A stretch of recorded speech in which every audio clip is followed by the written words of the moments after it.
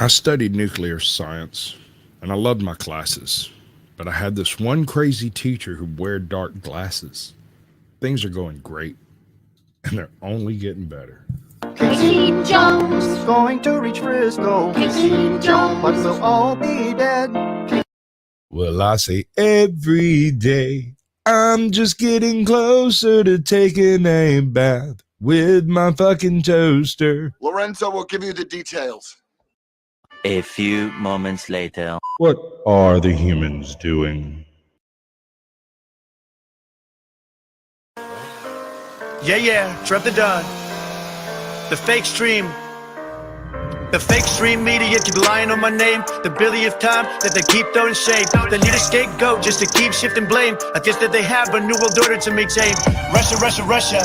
Fake news, I don't trust you. The mainstream media is suckers. They said the laptop was disinformation. They retracted this statement, but Joe was in the basement. I didn't say the KKK was good on both sides. That was out of context. The fake news when it lied. Gen 6 told everyone to protest peacefully. You can check the tweets for me. I got the receipts for me. Didn't say that anyone should go and drink bleach. I said, never mind, sheep will still continue just believing it. They said I made fun of a reporter who's disabled. Just another fairy tale lie, what a fable. The media really loves me, they just pretend to hate me. They said that I called my wife Melania Mercedes. Mercedes is the founder of the thing that I was speaking at. The media lied because they knew to be believing that. They said I overfed koi fish in Japan. Must have been a slow week for fake news yet again. I think that the left is just jealous of my tan. Oh, for me, I know the difference between a woman and a man. It's gonna be a bloodbath.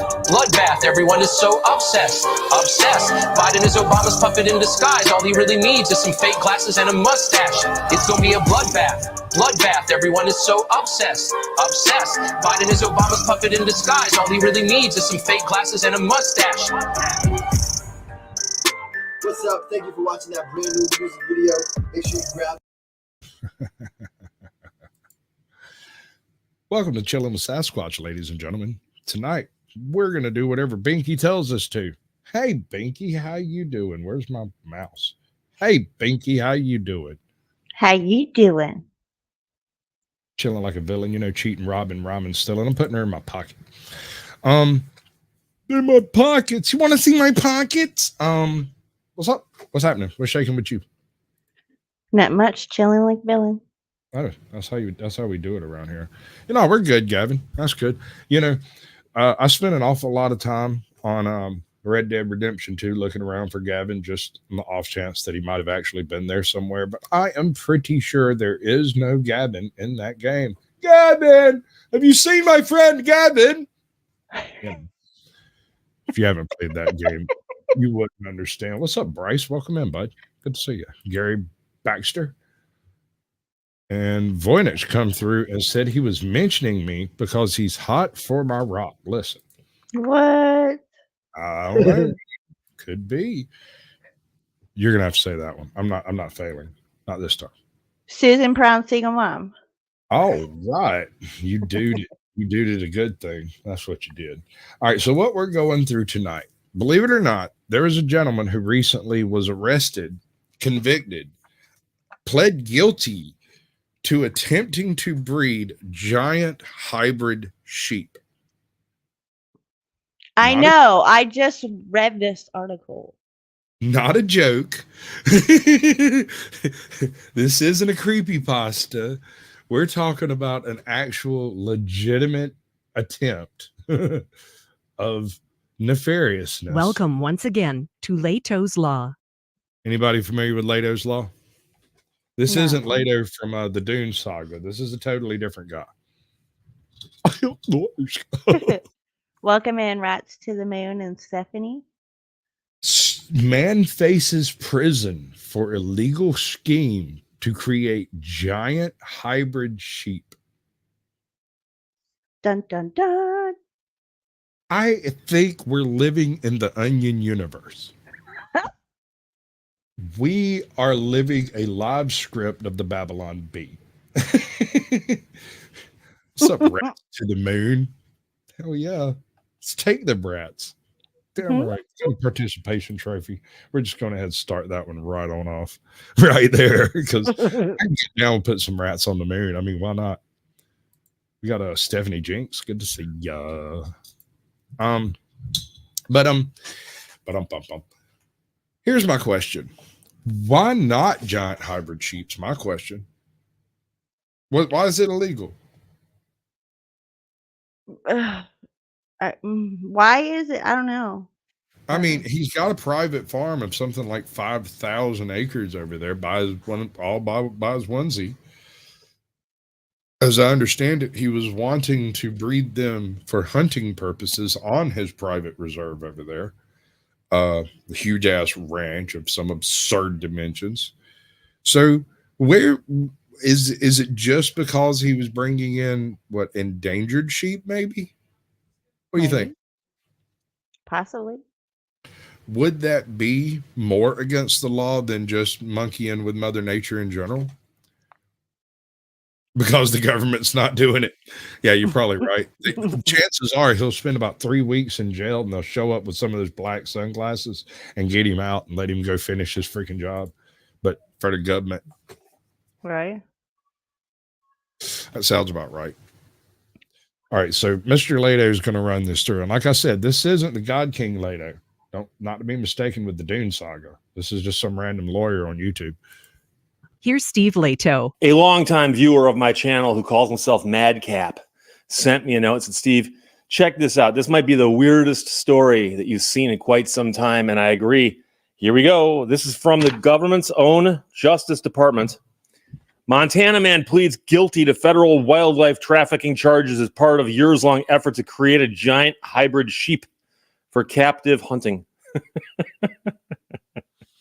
Okay, so obviously not Bond villain level, but definitely villain level. I mean, we got some low tier villain vibes going on. Don't you agree?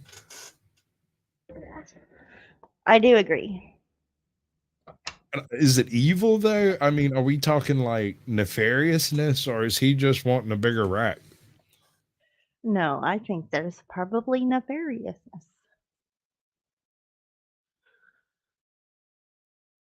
I'm not sure. I don't know.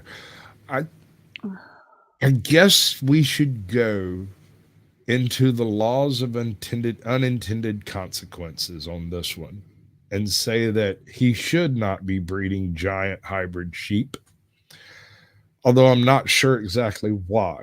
I feel like there's a small possibility that these things get loose and reproduce in the wild. But I figure it's more likely that they escape and basically break down into their own genetic pockets, because they're hybrid. They're probably not going to be genetically viable as far as reproduction. So in that case, the impact would be minimal. If a couple got loose, they'd just go out, breed locally, and not produce offspring. Nothing would happen. If it was just a couple. No.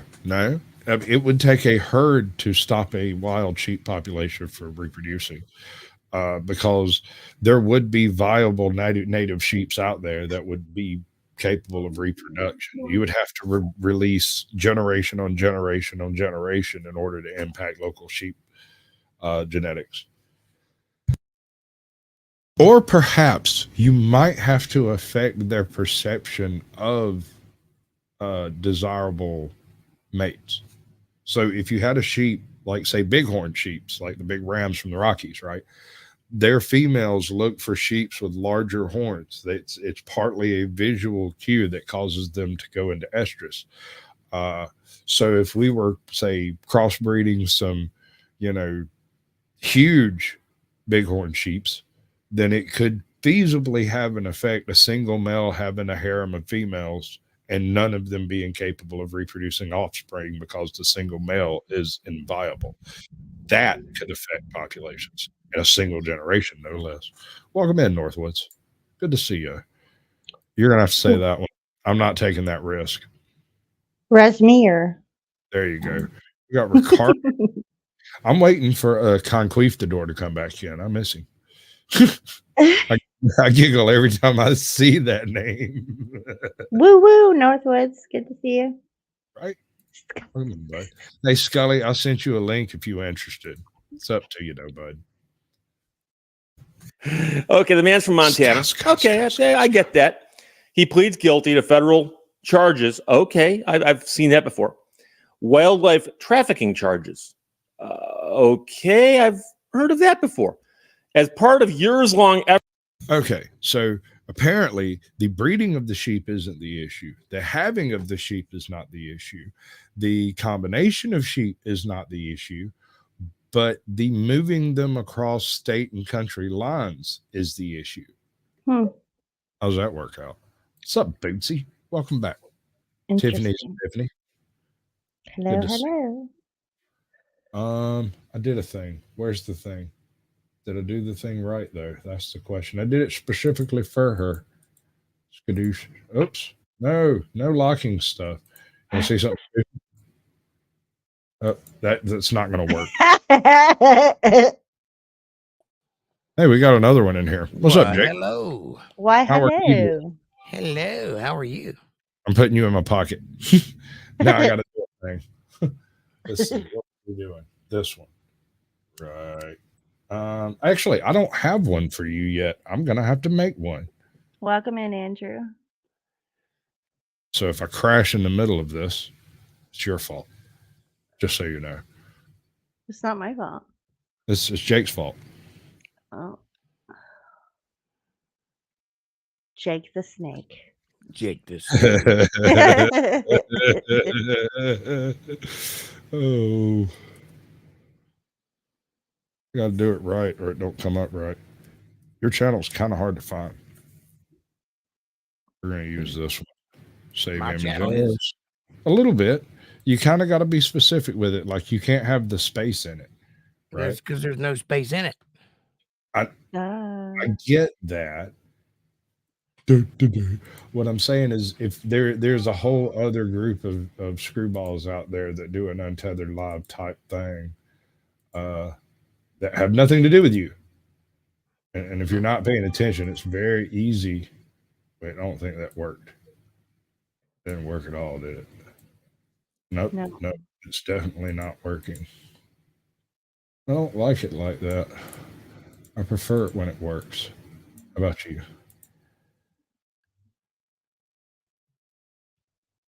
Kadoosh. And now this one. Yep, it didn't work. I mean, that's good. You just got to move my name or take it off. I'm working on it, man. Right, Come on, let's go. Let's go. It's all happening so fast. I mean, you send out invites for people. You got to be ready to come. That's the thing, though. You see, here's the thing about all that. I don't know if anybody's going to actually show up to this freaking madness. What's up, Tony's Coffee House? Welcome in, bud. So, you're welcome to link your stream if you wish to. Untethered Live. Okay, I don't seem to be capable of chatting. You'll have to link some kind of how in order for your chat to actually hook up, whether you just link your chat or you actually restream this to your channel. But did you hear about the giant hybrid sheeps? Oh, is that what you're talking about? I thought you said that we were going to talk about giant pillow sleeps. That sounds fucking awesome.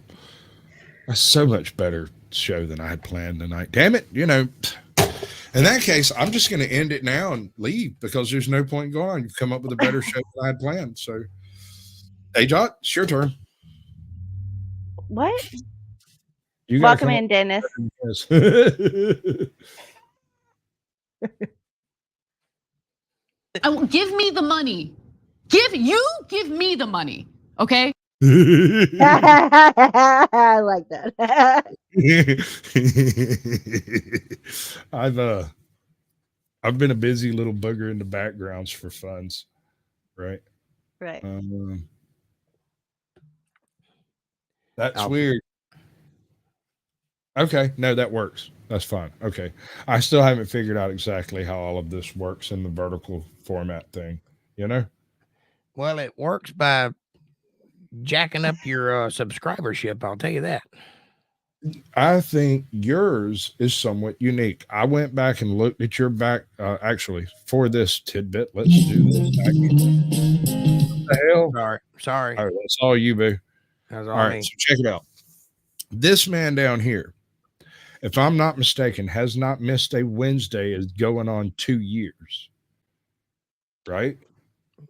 You've had a live stream every Wednesday night for how long? 7 years. 7 years. Not one missed live stream, not once on Wednesdays. When you go live on Wednesdays, that shit triggers something in the freaking algorithm that works on the on the shorts live stream feed, but doesn't work so well in the normal live stream feed. You go from what, like 6 people in one of your Monday, Tuesday, or Saturday jobs, or what is it? Friday? When is it? Well, it's between 20 and 50, sometimes 6. Yeah. Right. But what I'm saying is, like, you're the ones where you've missed a day or two, it doesn't have the same zing in the algorithm, is my observation. I could be wrong. I might be overthinking this crap too much, but it does seem to have Wednesday is a sweet spot for you, bro. Seems to work that way, doesn't it? I'm doing the vertical thing on Wednesday. So I'm streaming from my phone on Wednesdays so I can get some subscribers, because I don't typically gain a lot of subscribers when I do long form videos. But you use OBS to do your vertical your streams on your computer, correct? No, I'm just using my phone. No, I mean on your computer when you stream, you're using OBS, correct? Yes. You can reset that to do this in vertical. That's what I'm currently. Or you can use StreamYard, and if you're not doing a panel show, you turn off all of your filters and the sound filters, and you can control all the sound in it raw. Do they have like a plug-in for vertical? For yeah, OBS? it's literally, well, no, in OBS, you got to do it. I think it's 1080 by 1920 instead of 1920 by 1080. You just go in and physically change the parameters of it, and it stacks it by itself. Once you're in the proper vertical format, you go up on YouTube in that format as part of the shorts live stream feed. I am going to have to try that. Now, I don't like doing it from my phone because it doesn't sound good, and I have none of the bells and whistles. Right. So welcome in, Janica. Janica. I like that name. That's a good one. She's an alien. Hello, Sig. Welcome in, bud. Good to see you. A minute ago, there was a beautiful smile on screen. What happened to it? What? No, not a beautiful smile. Come on now. Show that pretty punum to the world. Oh, no. Right. Chubba cheeks. I got them baby cheeks now. That's Wouldn't that be a post-baby cheek thing? Yeah. All right. So the downside is right. You just had babies. Hold on. Well, but not babies. Just one baby girl, but yeah, almost 8 months ago. Well, congratulations to you and Daddy. Thank you. I know how that is. Yeah, that's Toe Daddy. That's my baby daddy. Don't laugh at me. Anyway. I like your hair down, by the way. Thank you. You look very, sexy, man. Just saying. So there you go. Can we go back to John Hybrid Sheep yet? Yeah, we sure can. But I can't hear anything. Why not? Because I didn't have my headphones on. That makes no sense. Oh yeah, no, I got you. Put them on. You got to have them cans on. All right. You can put me back in your pocket. Okay, I'll go. Yeah. This is confusing. The pocket this is confusing, and he's afraid of change. I had an epiphany last night. I realized something. Was it painful? A little painful. This is probably going to tick off a handful of folks out there, but it occurred to me. Flow State has a very unique panel, and I've been watching a lot of it, trying to figure out exactly what it is that he's got going on that I'm not understanding, right? Because there's something there, and I can't quite put my finger on it. And it occurred to me this morning. He operates his panel like a round table. He doesn't give a diddly damn about any one of us, any one of you. You can go in, say your piece, or you can sit there quietly and just be seen, or you can say something stupid and get smoked up. It's up to you. And so I told him, I sent him a message a while back. I said, since you're actually running something of a round table, why shouldn't you lean into the concept of King Arthur the whole freaking way? I know it sounds a little nerdy, but he's such a douchebag dude, brah. He could pull it off. He could make it work. Because who are we talking about? Flow State. I don't know who that is. Okay, I'm just saying. He pulls in like you do on Wednesday. He pulls that shit in on a nightly basis, and it's positive drama and like I don't know. I can't follow half the crap. Yes, organized chaos, I guess. So let me explain how I accidentally fell into that. You've heard of Paul Enslaved from Flow State, I'm sure. You've heard the name Paul. Sure. I have heard the name Paul before, yes. Oh God. I have so I hosted Broken System, Broken Trust, you know what I'm talking about. Is that right? Broken System, I hosted him. And at some point in time, he ended up on a Paul panel. And he was restreaming it from Paul's channel, and he dropped the StreamYard link in his chat. And then when I happened through to give him a like and move on, he asked me to come up, and I make an appearance for previous guests. And so I popped up there, and the next thing I knew, I was on a panel with someone who was quite obviously completely insane. And it took me a minute. Much like today with you. Yes. So I eventually was just like, okay, well, I made an appearance. I came to say hi. Y'all have a lovely evening. And I moved on, right? I just didn't think much about it. It was a couple of weeks later that I stumbled into, I want to say it was What's Up Cynthia's chat, and saw a bunch of people just melting down over the dude, over that guy. And I was so freaking baffled by the whole concept that I couldn't get it. And then Flow State showed up in my chat. And after that, we got to talking about the use of lolcows and drama as a profit generating mechanism. And I sent a bunch of links to a bunch of different channels that do exactly that. Mm-hmm. Right. And I don't know if any of that stuff sunk in or if he realized, oh, hey, no, this is the kind of show we do right here. I seem to remember you, and I have, oh, look at that. That is a beautiful baby. That is a beautiful baby. I did What's good. his name? Her. What's her name? She doesn't have her earphones on. I didn't have my headphones on. Sorry. It's Justice. Justice. Well, yes. Obviously. I love it. She's beautiful. Why is YouTube trying to tell me about vertical streaming while I'm doing it? I don't know. Anyway, I remember us having a conversation about negativity in my streams because I was taking down a bunch of atheists, and you told me that people don't like negativity. And I was like, negativity sells. If it bleeds, it leads. Yeah, no, I hear what you're saying, but you're operating out of both sides of your mouth because of the nature of what you're trying to do. You have a religious propensity towards a certain frame of thought. And because of that, when you go negative, it looks really bad just on its surface, not as an opinion, but as a fundamentalist sticking point. It's literally a stick to beat you with if someone showed up to use it properly. They'd have a hard time because I'm pretty quick. Do your thing, man. You do you. You do the thing. You know how I feel about that kind of stuff. It's your chat. Sure. Can we have a conversation about feet and their attractive features? Yes. Oh my God, that's funny. Which one is this? Oh yeah. How did Quentin Tarantino get this stream? So what you don't know is I have an OnlyFans out there, and in it I'll walk on cakes.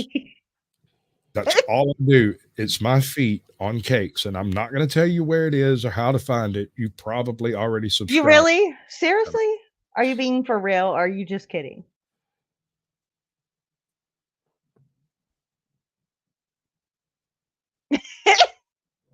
Well, There, I that might answers be that. under contract not to discuss whether or not I am certain Well, creators. I have an OnlyFans, but I just show my elbow.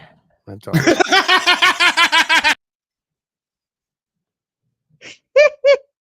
Oh, oh my You god. have all 17 of the elbow files out there. Yeah. And Joe Look at Fool that, says he baby. Isn't doesn't that believe in sexy? Look at that. You want me to get it wet? I'm Oh my suddenly gosh. concerned. Yeah. What is wrong with you? Wait. Oh yeah. I Joe don't know. Fool says he doesn't believe in Look, atheists. see, it's catching on. Yeah, baby. Oh my. Rub that thing. Good girl, bro. I don't know. I can't figure out whose chat you're in. Mine. But that last one think. might get you, bro. I'm just saying though. How about them giant hybrid sheep? God, Yes. it's like cats. Effort to create a giant hybrid sheep. Okay, that's where it goes sideways. And by the way, for captive hunting, I guess is the reason he's doing this. He's not just a mad scientist, but the defendant worked to traffic Marco Polo sheep parts from Kyrgyzstan. He tried to clone sheep. He was also working with ewes, which is female sheep, to create hybrids in an attempt to traffic Rocky Mountain Bighorn sheep parts. And so that's another, I guess, parallel accusation. The Montana man pleaded guilty to 2 felony wildlife crimes, a conspiracy to violate the Lacey Act and substantively violating the Lacey Act as part of an almost decade-long effort to create giant sheep hybrids in the U.S. with an aim to sell the species to captive hunting facilities. The man's 80 years. I'm going to write a country song about sheep shearing, and I'm going to call it There'll Never Be Another You. EWE. I like linguistic humor. The grammar Nazis of the world will hate you. EWE. What's up, Izzy? Welcome in, Scully. Good to see you, bud. Girl, you need to be careful. Your ass gonna get a whole list. I'm out. Oh, what if it was paid right? I mean, I can. I mean, hey, it's okay. Give it to Yeah, me. I get you, Melissa. No money, yeah, no. Mm-mm. Right. All right. So we were discussing the giant sheeps, and I was curious. I think is the issue him selling them out of state to other parks? I think the issue is cloning sheep. Just period. Or you talking unethical. Speaking legally, he just pled guilty to federal charges of trafficking in prohibited animals of some sort. So is he selling parts or full animals? His plan, apparently he's been doing this for a few years, and his plan was to breed a giant sheep. Right. So he was combining cloning and like CRISPR type stuff, Yeah. trying to create these hybrid, but I don't know what breeds he was messing with. Well, with the exception of CRISPR and in a laboratory, cloning is illegal in America. So there has to be some element of that involved. Well, now that's not entirely accurate. There is a wormhole. There's a loophole in that where when in vitro and when you in vitro fertilize, you are allowed to split from the zygote. Yes. Several different clones, and that is by definition the simplest of cloning. That is cloning, but they call it in vitro fertilization. So Right. nah. Right. Well, I mean, if you are utilizing all of this in vitro in the first place, you just can't grow a living sheep is the thing. But the breaking point seems to be at the point where you implant it. Yeah. It becomes illegal, which is really weird. I think, with people crossing the border, they should probably not worry so much about what people do with their sheep. Hey, man, So that's just my Texas is deporting motherfuckers. Ain't you heard? I mean, wow. And just so you are. It was an 80-year-old Montana rancher, and it was 5 of his co-conspirators. They wanted to breed them or make them or whatever you want to say to sell them to hunting preserves. So it wasn't that he was keeping it on his own. Well, in the beginning you said for, him and his own, but no. But that was my question. That was a question I asked. I was like, would it be different if he had his 10,000 acre ranch up there and he was just throwing them up there for hunting on his own private reserve or whatever? On the other hand, if you're selling them to other places to be hunted, I could see how the federal government get their panties in a twist on that pretty freaking quick. Especially if he was doing it sans any type of what do you call it?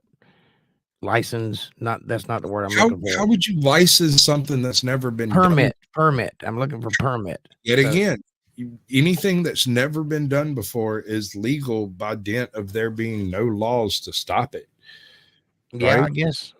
Until someone does it and it's deemed, hey, that's not acceptable, and it goes through the court process and creates a case law, it's not illegal. I don't care how much you don't like it.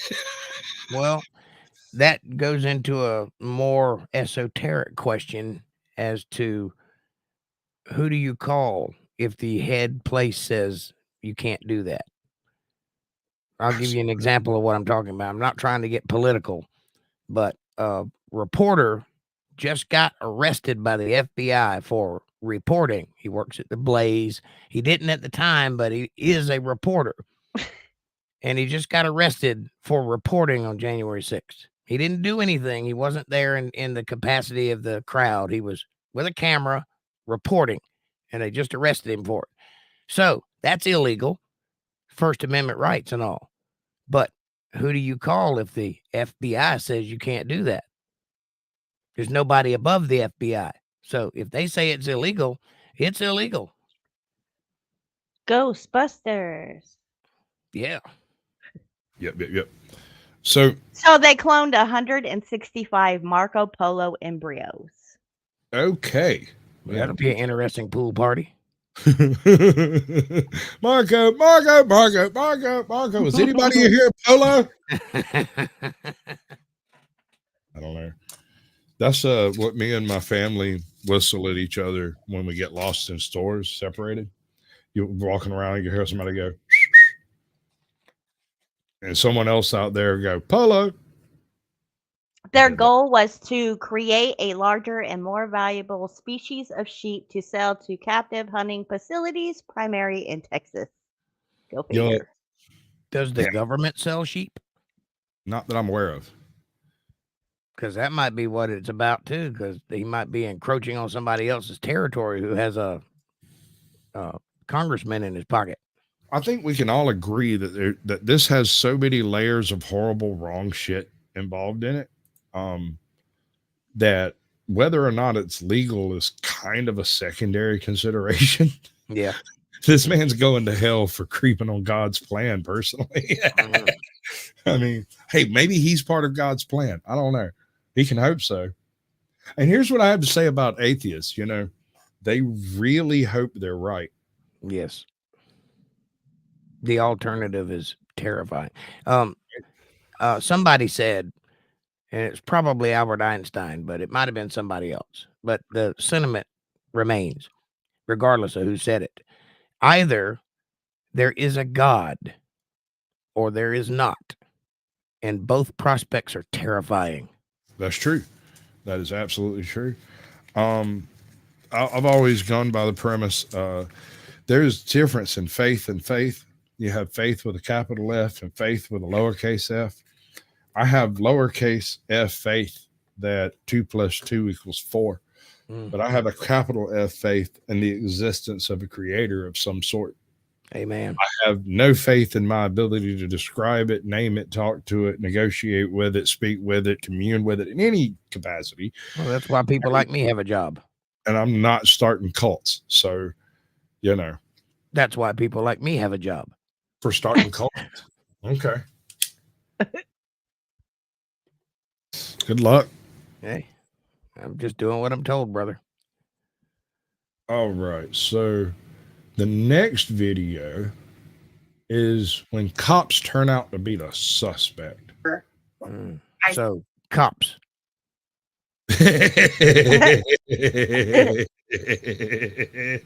All right.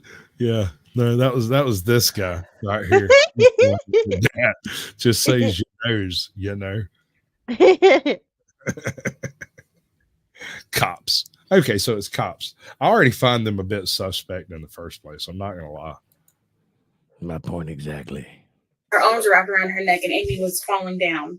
Did she have her hand around her throat? Or I don't know if it was like this or if her hand was, I believe her hand was like this and the other arm was around it like this. Friends, this is police officer Megan Glory. On June the 8th, 2017, her ex-girlfriend, Deanna Stevison, entered the home of her current girlfriend, Amy Plunkett. In the home trio. is Megan, Amy, their mother Ollie, and Deanna. Unfortunately, Deanna ends up dead. What happened? Who took her life? In this video, I'm going to show you the interrogations of all those involved. I'm going to start with Megan. Let's see what happened. Tell me what happened this morning. I was sleeping and I heard Amy's mom come in and say, "Someone's at the door." So then Amy got up and I got up behind her and they opened the door and Deanna was out there. And they started screaming and yelling, and then Deanna said, "Take me home, take me home." So I was trying to calm her down because I believe she was drunk. I'm not really sure, but she reeked. And Of alcohol? And then I got in between her and Amy because they were screaming at each other, and I said, "You need to leave. You need to go. Get in your car and go." I've seen this one and before then she jumped somewhere. through me and attacked Amy and had Amy by the neck and was choking her. At that point, I don't know When you say choking her, what do you mean choking? How like her arms were wrapped around her neck and Amy was falling down. Did she have her hand around her throat? Or I don't know if it was like this or if her hand, I believe her hand was like this and the other arm was around it like this. And then they were falling. So then I was trying to pry Deanna off of her and I was yelling, "Stop, stop." And I don't know who got the gun. I don't know if her mom got it out or if Amy got it out before then. I'm not really sure. So you never saw the gun? No, I never saw it. I had no clue who even had it. So then I'm telling Deanna to leave, get off of her, and I'm trying to pull her off. Well, then she tries to get me and hit me. And so Amy, they're still wrestling back and forth. And then that's when she was shot. Okay. It all happened like so fast. I don't even know what to feel. Do you, what's your past with Deanna? Abusive. So, okay, let's back. So hold up, just so you're aware. So in the beginning, she stated that Deanne or whatever smelled like alcohol. She thought she was drunk, but then a few sentences later, she sits there and says, "I told her to get in the car and go." So what? Like, if you're an officer and you think she's drunk and you tell her to get in the car and go, like that's what? Sounds like an alibi. Yeah, we're constructing stuff, and she thinks since she's a cop, she'll be able to get away with it. That's the sad part. What's up, Havoc? The butler did it in the dining room with the candlestick. Yeah. This is a new feature on YouTube where they allow you to stream into the shorts feed live, and so I've been tinkering with it, trying to figure out how to make it a viable thing and whether or not it should be messed with at all, or maybe it's deep Satanist chicanery. I don't know. Figure we'd play with it. It's me jiggling the handle, right? I actually got the eye from this cracker here. Oh, look up. Oh, there you are. Yep. Hello. And I was sitting over there watching his Wednesday streams going, the hell's going on here? The hell's going on? What the hell? This guy's bored as hell. Why is anybody listening to him? There's 30 people over there. They're all sitting around going, you got a funny looking mustache, bud. Hey, do you know any Metallica? Did you just say I was boring? Yeah, especially when you start talking. So here's the thing about the main issue with the whole vertical streaming part. Oh, don't let it be like it's supposed to have a smart ass comeback, bud. Do it. Do the smart ass comeback part. Well, you stink. I know. That's why I use Dr. Squatch. Sponsor me. I will sell so much soap. I'm sponsored by Duct Tape. What's up, Katie? Welcome in. So, oh yeah, by the way, up top, the gaming that you see up top, that's Samuel the Infamous's channel. You can go find most of this stuff on his God of War playlist. Mainly because I'm lazy and didn't want to do the gaming myself.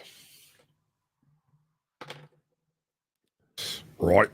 Katie would like to ask a question. Sure. Sure. I mean, you got time. What's the worst thing that can happen? You could ask me a very specific question and me go, Dun dun dun. yeah, exactly. Some dun dun dun. But more likely, what'll happen is you'll ask a very specific question, and then I get really. You can ask anything you like as long as it doesn't have nouns, syllables, or phrases.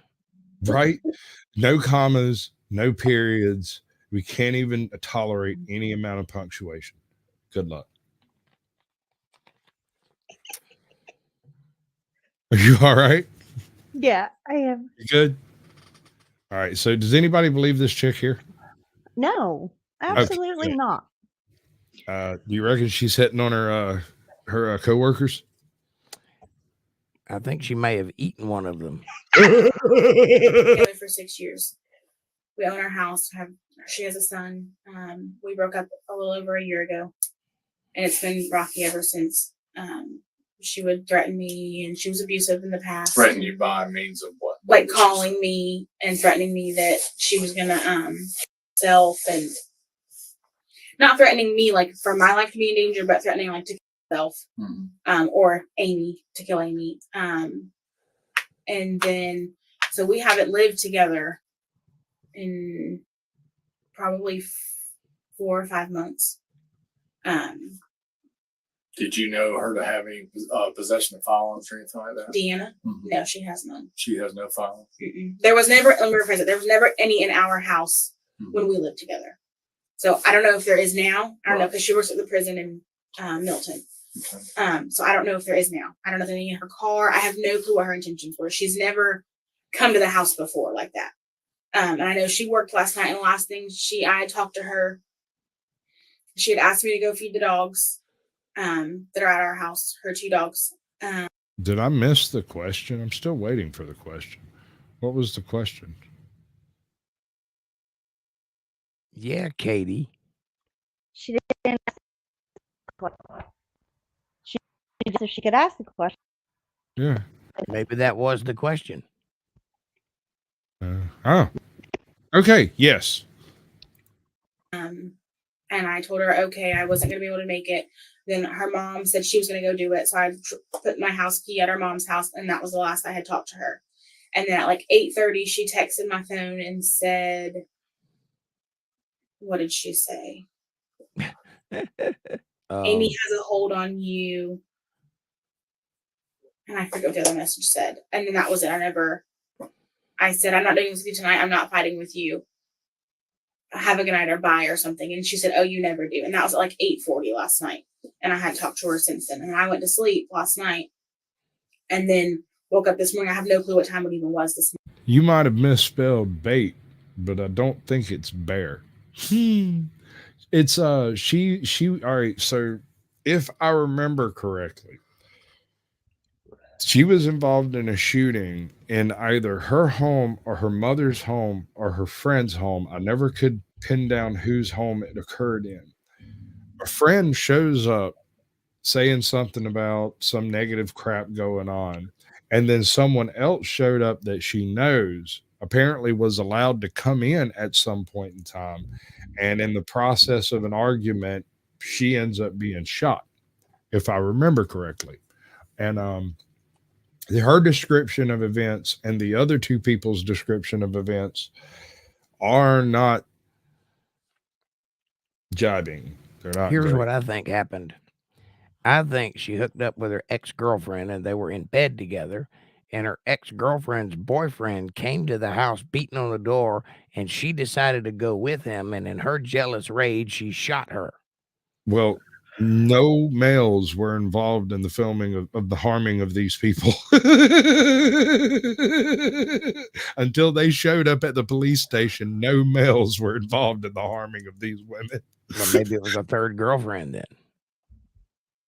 But I know that gets catty, but I think it was the roommate's home, and her mom was there, and a whole bunch of weird shit went down. It was her best Y'all friend's totally roommate. have the story like wrong. I mean, first of all, you have this little button rewind, but second of all, so the police officer and Amy, which is where the house, which is the house that the incident happened at, are a current couple. Right. Right. They live with Amy's mom. Deanne is the ex-girlfriend, the crazy ex-girlfriend that came over to the current girlfriend's house where she was at. Well, maybe it's just so simple. Maybe she's just a terrible shot. She intended to shoot the crazy ex-girlfriend and instead shot her No, the current crazy girlfriend. ex-girlfriend got shot. That's the person. That's the one that's dead. Maybe she's an amazing shot.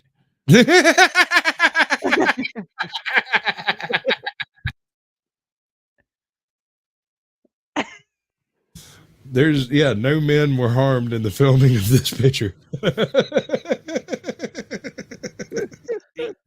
Her banging on the door. Okay. When you were able to get in there, what did you hear her saying? Who's saying? Deanna. All I heard her say was, "Where's Meg? Where's Meg?" We've covered this one before. You and me. Remember. You do too. You just told the whole story without anybody. That's because I remember what the guy said in the beginning of the video for once. I was paying attention. Screw that, Kai. Anything more important than my ego needs to be hunted down and shot immediately. Why do you think I'm the only one on camera? X-Havoc gets the Partation Award as of right now. Their interaction ended with a penetration. Oh, the irony. Oh, the irony. We have our new participation trophy winner. We have a winner. Winner, chicken dinner. Yeah, okay. What's up, Smoking Auditor? Welcome in, bud. Smoking Auditor. Yo. All right, so I kind of feel like you've already blown everything in this story. That there's nothing more. That's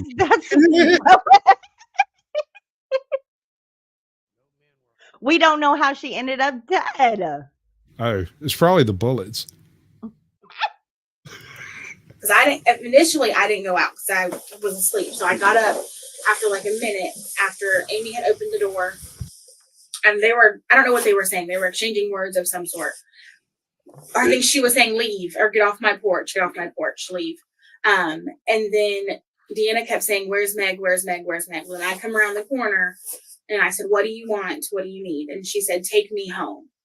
And I said, What is the deal?" And then Amy said, "You need to get in your car. You need to leave. You need to leave." Well, then at that point, she had attacked Amy, and I believe she went after her mom. When you say she attacked Amy, what did she do?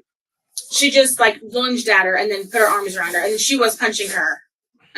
She was punching her for sure. And then she had her by the throat.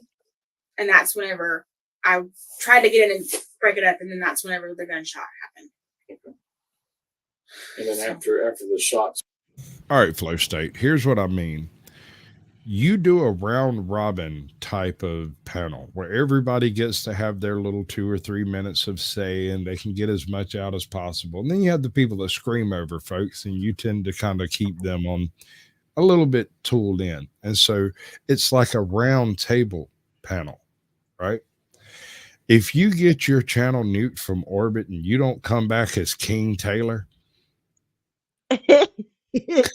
I'm talking straight up like Emperor of Man, bad photoshopping, the whole nine with the crown and the freaking light shining up for your head.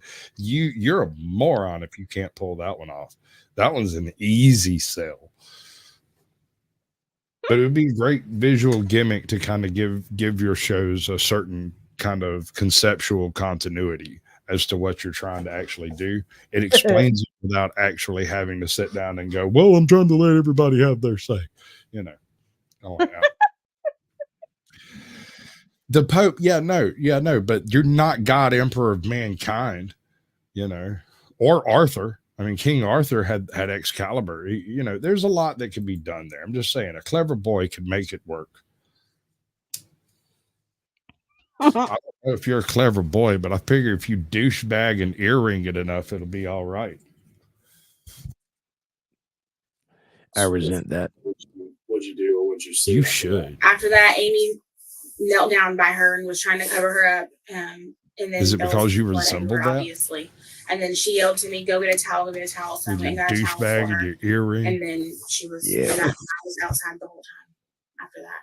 I What mean, where happened did the was- gum come from? Did she have it in her underwear? Because they were No, in bed. she tripped down the stairs and fell onto some bullets.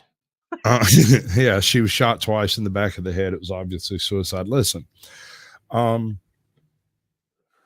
the gun in her first statement was on a table next to the door, and the second statement was in the drawer of the table next to the door. But either way, I don't You can remember about the gun, but you can't remember about the people in the scenario. It's important to know where guns are. Yeah. True. Does anybody check for gunshot residue? They're in the process of working up charges and whatnot. This is what this is. It all just happened about 30 minutes ago, and now they're all being debriefed separately, which is how it goes. And you are not the God Emperor of mankind. I am. What happened? And they were on the phone with me, and I was trying to get her to breathe and talk to her, but at that point it was. Tell me about what you saw when she had Amy by the throat.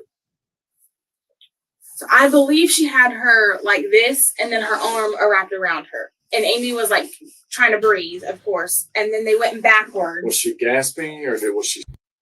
Now Flow State over here letting freaking cops into heaven. What? There goes the neighborhood, man. Oh, Meth Gator. Yeah, no, you pass. She wasn't saying anything. No, she wasn't saying anything. And then they fell back into the two chairs on the front porch. And I was at that point trying to pull Deanna. I said, please stop, please stop. And then from there, everything else, I don't know what happened after that. And then I was in the middle. I know I was in the middle of them too. And she tried to lunge. What's up, Toe Daddy? She tried to, she was hitting Amy in the face. And then I said, stop, stop. And then she had her by the throat after she hit her in the face. And that's when they both fell to the ground. You're fine. And that's when they fell to the ground. And then the gunshots. Then I started blasting. In no universe did she say, stop, stop. I'm so in shock. I don't even. What happens? I don't. Well, I'm about to write the report, obviously, and I'm still going to talk to Amy's mother. How long have you stayed? I owed Flow State one. See, Flow State transferred into Snitch State the other night and blew my cover for being like a secret shopper in his chat. Like, M went ballistic one night and just started mowing down chat with blocks. And I don't mean like timeouts. Bitch was blocking everybody, right? Like, the only reason I was safe because I had a wrench, and I was like, yeah, but are you okay? She didn't respond, just blocking motherfuckers. Just block, vanished from the channel, invisible for sight. Probably got kicked out of chat, given one of those little boxes saying you upset somebody too much. You know what I'm saying? And I sent him a text, was like, hey, M just went freaking ham on chat, like she's gone full Kane over here. She's taking out 1/3 of the Earth's population in here. You need to get a grip on it. Finish him. Biblical.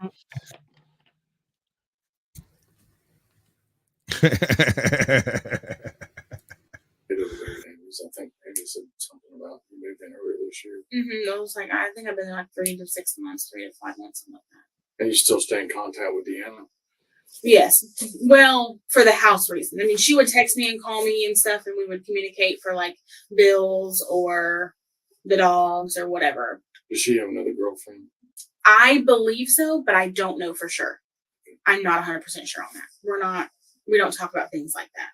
I know she was with somebody, but I don't know if they're still together. if they were still together. Tell me about the restraining order that you had on her. Okay, so that was back, I don't even know the month, but that was due to her. Every time I go to the house, she would yell, scream, try and hit me. She had been abusive, had pushed me down, had grabbed me by the throat a couple of times. And so I felt unsafe and not safe in my home. So that's when I finally said I was done with this. Something needs to happen. So I did the restraining order. She went and stayed wherever she went and stayed. And then we went to court, and then there wasn't enough evidence to continue it. So then it was thrown out, and then she stayed in the house, and I didn't stay back in the house after that. Did she say anything after the restraining order was dismissed? She have any kind of physical altercations, anything like that? I never went around for that to happen again. When I went to the house one time afterwards, she threw a dish on the ground, but she didn't like attack me with it. She didn't throw it at me or anything. Hold on. You triggered it, dude. You triggered it. There was a firefight. It's one of my favorite lines. Oh my God, I love that movie. Agent Smecker style, damn right. Fucking Agent Smecker was the man. I mean, you could say what you want about Willem Dafoe, but that man is a hell of an actor. He is. Oh, talk about commitment, dude. He should have been committed years ago. Lord. That was it, and then I left. But I never was around her alone again to experience any other. Do you? I assume that just by looking at Deanna and then looking at Amy, Deanna's quite a bit bigger than Amy is. During the time that Deanna was choking Amy, did you have any feelings? How did that make you feel? Did you feel like Amy was in fear of her life of being choked out? I did feel that, yes, because I know I've felt the end of Deanna before. She has abused me before. She has choked me before. So I know the feeling. So yes, I was very scared. And I didn't want any of this, of course, to happen. But I did feel, and I tried to stop it. I tried to pull Deanna off because I know how she gets. Right. Especially after she's been drinking. When she's been drinking, it's times 1,000 with the anger. Okay. But I don't even know what possessed her to come to the house and drive her car. I don't know. How did she know where y'all live? She's driven by before, and I believe her girlfriend or ex-girlfriend, whoever she is, told her because Amy knows her. And that's how I can only assume she knows. That's where we live. Okay. Who was sleeping on the couch right there inside the door? Amy's mom. So Amy's mom was there and y'all were in the bedroom? Mm-hmm. Okay. Is that normal? Is it for her mom to sleep on the couch? Either on the couch or in the on a blow-up mattress. Okay. Yeah. All right. I'll be right back with you, okay? All right. The scene's been released. We're going to get you guys back over there. When you get there, we're going to have to take all of your clothes. We're going to need you to change. And then we're just going to take the clothes you have. You're taking these clothes right now? Okay. But we'll do it once we get over there. Okay. Whose jacket do you have? So one of the officers who drove here. Oh, okay. Far or one of them guys? Not Far, but what is his name? Amy knows his name. Okay. He just gave it to me because I don't have any undergarments on. Oh, that's fine. Megan's still behind me because I'm not letting her out the doorway. Did Deanna step up into the door? Yes, I just skipped it. At this point, we had stepped out onto the stoop. Now, this is the mother, right? She grabbed Megan. Or is this the other chick? And I'm like, no, this is the chick. Okay. This is the current girlfriend. Face. Right. It's her Bob. All over from there. We fought. She lives. That's the current girlfriend there. Her mom is the one who was sleeping on the couch. The big window. Apparently both of mine, and it was just. How did you confuse that one with the other one? Come out and I tell her we're telling her to get back in. I'm trying to tell Megan to get back in. She's trying to get in between. That's the mom. Remember this one, right? And she's just steadily swinging. With the missing leg? At this point, she has got me. No, I don't. I don't. She's got I swear to God, you were here with it. Check this chick out. So where's her leg at? Right there, just inside the door. She's man spreading. And what did you hear? What did you it say? goes way farther. There was a whole conversation about nubbies. Watch what this cop does. Hold on, let me make sure we're at the beginning of this bit. This is one of the wildest parts to me. This cop keeps filling up that nub. Like, he is constantly reaching over and touching that freaking nub. You just watch. Shut up. It gave me the heebie-jeebies in the word, man. I'm telling you. It was like saying he's a nubby.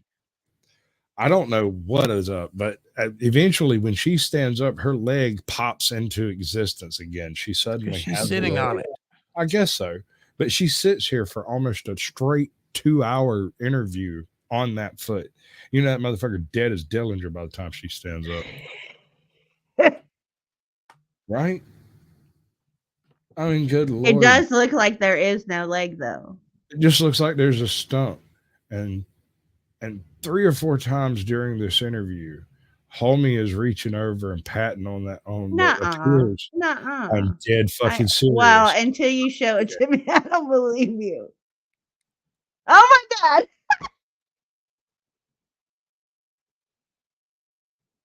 Until what? He's Don't over worry, there. ma'am, I'm a professional. I can rub nubs all day. Right? How far up her ass can she shove one foot's my question. Apparently, far enough that it disappears completely.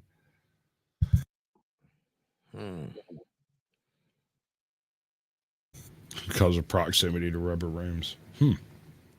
Well, I'm going to say it since no one else is going to. Nobody smell her toes. Huh. Yeah, no, you can't mess around with AC/DC at all, bro. Like, I even got, what was it? I didn't get a strike. I got like a regional block. Regional block, because I played half of actually a particular section out of Steven Seagal's version of Bluegrass. Oh, Mom shot the gun. Oh, good. That's what it just said.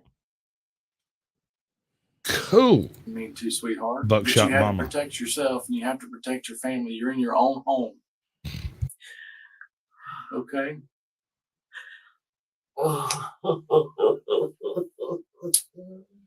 Well, Mama's the only one crying, so she's probably the guilty one. So the question comes down to whether it falls under self-defense or not. Well, depends on what state you're in. Well, there's a few other considerations. If the mother was sleeping on the couch, then she's probably not the owner of the residence, which means that there's several considerations here, right? Because from the way the cop is directing the conversation was, she had to protect her home. Well, depending on what state you're in, that works.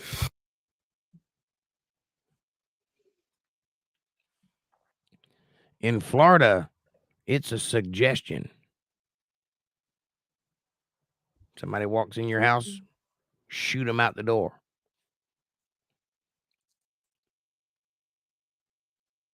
So I'm trying to get Belt Loop to get me one of them turtle suits. I'm going to paint it green and get me a purple bandana and be Donatello. See, he's telling her, you did the right thing. You had to take care of yourself. You had to protect yourself, protect your family. But do you trust him? You're in your own home. I don't trust cops, no. But shouldn't she already have, dude, you could be Leonardo and I can look at you and go, bro, now what, fearless leader? Car Thief News, bro, do you have access to your email address? Or if you don't have email address access, email me. I need you to email me yesterday so I can send you the link to this before today so that you can show up on time to be here.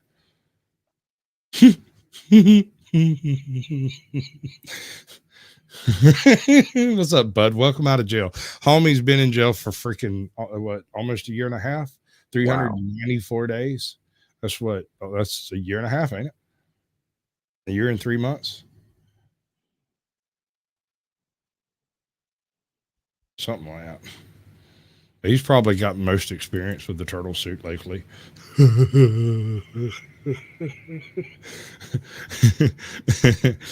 Yes.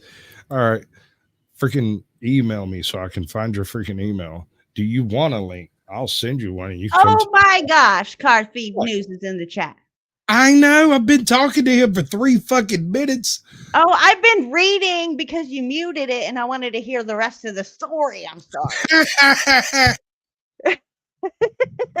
My bad. 2 days shy of 14 months. Yeah.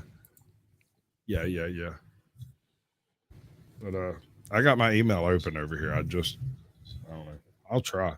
It might work. Fired from my job. Why would you be fired? You're protecting yourself, Miss Plunkett. They have publics don't like you. I don't know why I just You said don't worry that. about that. You don't worry about that. I'm sure Sheriff Morgan would be proud of you for standing the ground in your home. And so would Marcus Savage. I know Marcus personally. I wish myself. I could talk to him right now. He's so funny. He's living with my and Mr. Russell next door, bless his heart. He's my buddy. I know I scared him. I hope I didn't hurt. Only if he was out. And my 3 cats. Well, and your little pug dog? That's Megan's. That's Megan's dog. They're all still there. They're in the house. We have them locked up and secured so that they can't run out. They can't escape while we're over there doing our thing. Is her family been told yet? Her family? I haven't contacted any of them, dear. I wanted to get your side of it and talk with you and talk with Amy and talk with Megan, and we've done that. Her mothers. I know if I go home, they're probably going to come get me now. Who's going to come get you? I'll be her family and everybody. They're going to be mad. No, ma'am, you don't worry about that. Miss Plunkett, you did what you had to do to protect yourself. That woman was attacking you.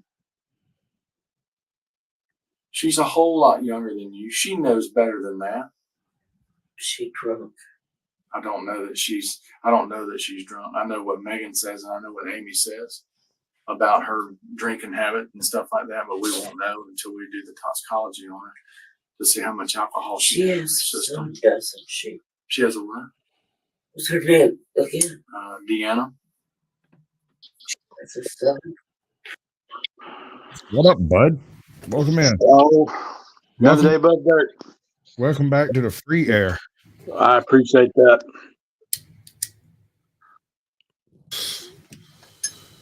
You do good. Was you a good boy while you? Yeah. Yeah. You cheat on me? Don't lie. Of course. Good girl. I mean, you're just too much of a man to keep myself. I got to spread you around somewhere, so I'll be expecting my check. Right.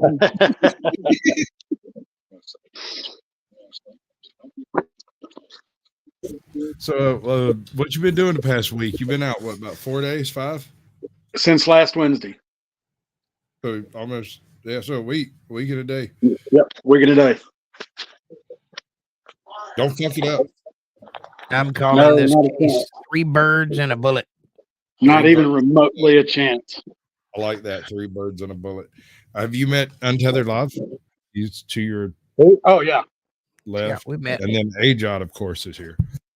Absolutely. Is Toe around too? He was, but he don't love me. Around, yeah. He's around. That's awesome. I sure have missed you guys. We missed you. Glad to see you walking in free air, buddy. Yeah. Homie gets out. Me too. I tell you, free air is sweet. Yeah. Homie gets out, checks his Facebook, and it's like, we're still waiting. Still waiting. Oh, it blew up, man. I'm telling you, it blew up. I bet you. Toe said he's in chat. And Melissa Stedman says she misses you too. Well, I get to talk to Melissa quite often, so. So here's you a good look at the man himself. He's free. He's clear. They have taken away his beard powers. But No. I took my beard powers away. Well, I didn't have a haircut since early November. No, late October. Right. and my beard and head looked like, the proper hobo trim, and I just looked like shit, so I cut it off as soon as I got out.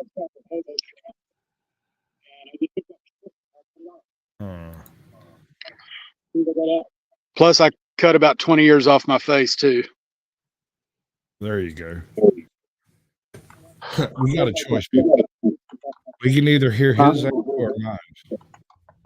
His echo or mine. That's funny. Why is it you always get an echo with me, man? It's because you're on a cell phone. Okay, I'll give you that. Stupid thing hasn't been turned on in 14 months until last Wednesday. I still haven't got the service back on, but I'm on Wi-Fi now, so I'm at least able to check in and let everybody know I'm home. Right. It's good stuff.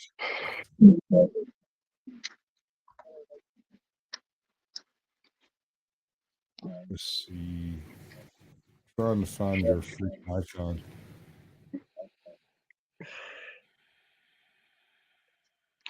What's the topic of discussion tonight? At this moment, we are looking at a video. Jesus, that was annoying. It's like an interrogation video and a video game. Well, the video game is Samuel the Infamous playing God of War. And okay. I just got more screen space than I really know what to do with. And so I'm kind of at a loss as to how to make it. By no means. I know you have it in the description. Oh no. What'd you do? Oh no. What? I'm in the process of getting some swag built. What'd you do?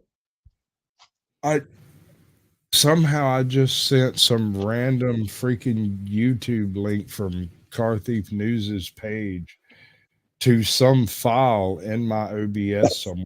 I'm surprised it's still running. I have no idea what I just did, but if you don't see me for a couple of days, that's why. I'll be over there hunting through my freaking files. Yeah, no, that wasn't good. What's up, Joko KS Cop Watch? Joko, what's up, brother man? Can you put the link to the video we're watching in private chat? I know, but I can't pull up the description right now. I'm so confused right now. I know you are.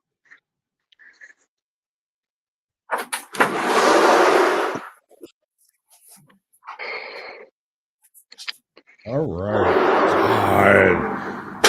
More than likely, I'm having to recover my business account with Verizon. More than likely, I'm not going to have the same number. There is a small chance that I can get it back because no one's using it and it's not reserved for anybody. I've had that number for 19 years. Everything that I do is attached to that number. So if I do get it back, great. If I don't, I will be calling everybody on my list to give them the new number. Hold on. I'm trying to catch back up to my whole chat thing. Somebody asked a pertinent question. What is the live about? What case is this the interrogation of? The old lady sitting in the chair was at her daughter's house when her daughter's ex-girlfriend or the cop's ex-girlfriend, I can't remember which, shows up at the house drunk, raising hell. Some shit went down and she shot her daughter's ex-girlfriend, who was apparently drunk and crazy. Oh, wow. And I think this is a pretty good point to move on. So they don't have a stand your ground law in that state.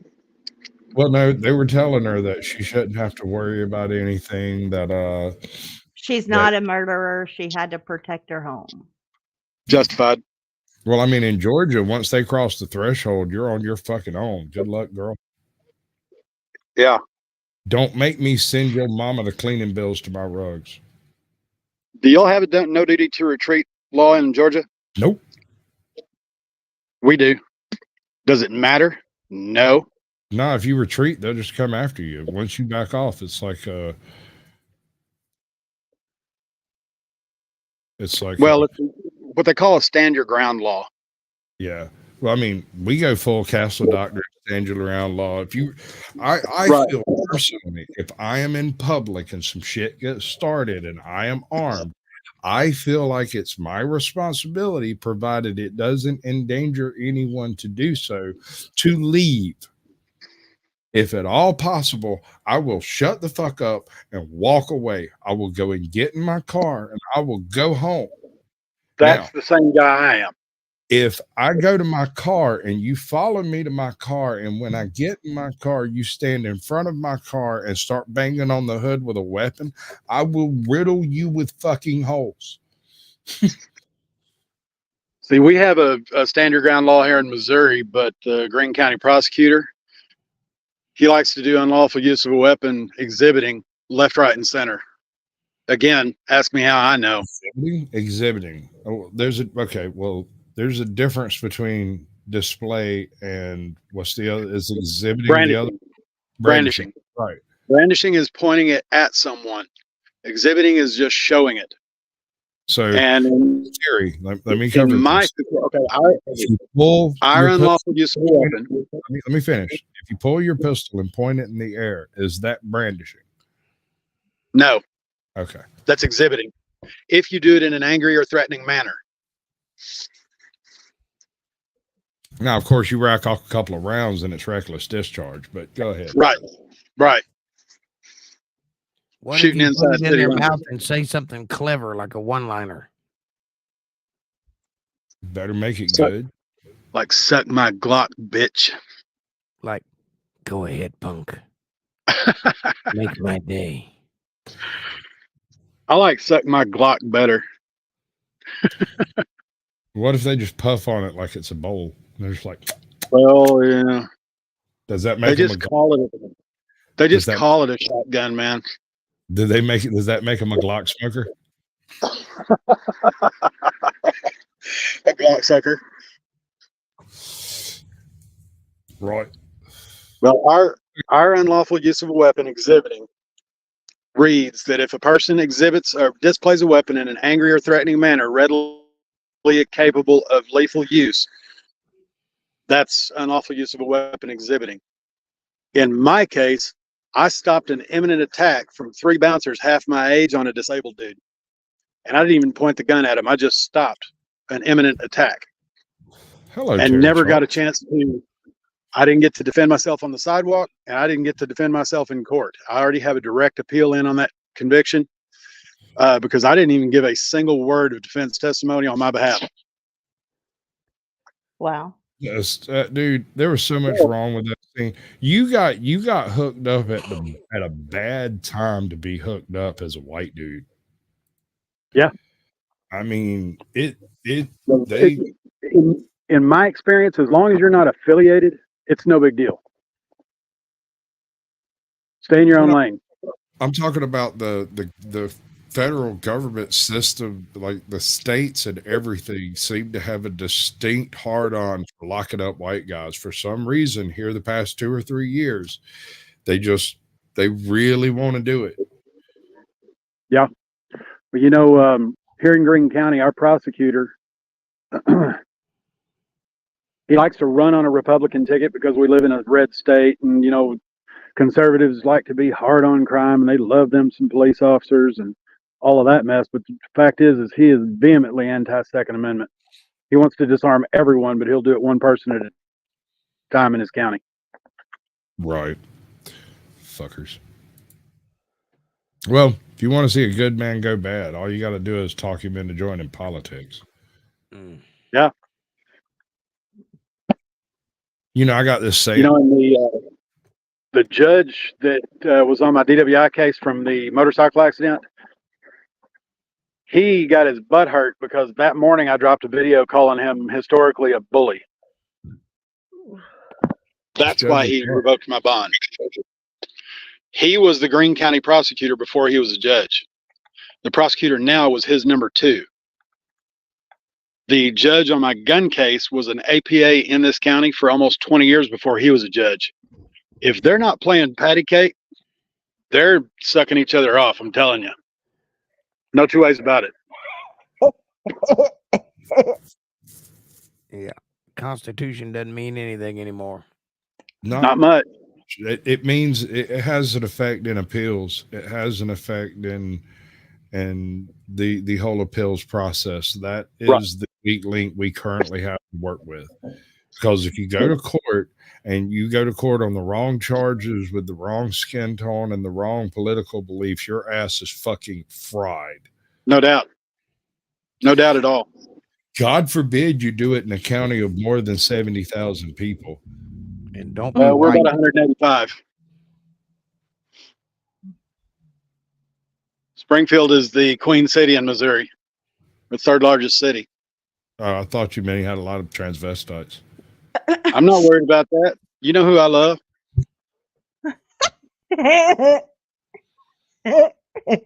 I make no bones about it. Yeah, don't lie. You get at least one bone about it. I Don't make come- no bones about it. That is smart ass. God, smart ass. You love her, you need one bone on it. Well, if fact is, if absence makes the heart grow fond, it just made me fall further in love. Oh, Yeah, I know. He's talking about me, y'all. He's in love with me. Too much beard. I know, bro. And I do love you, but dot.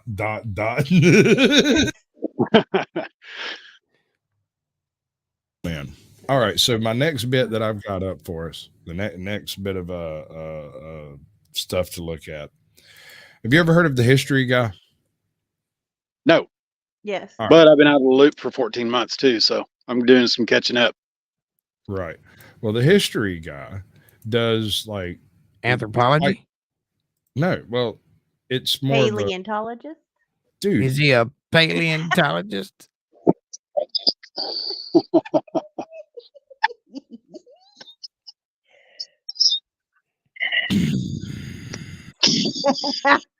Among other things. Good God, y'all are just it's like herding cats, y'all. It's like herding cats.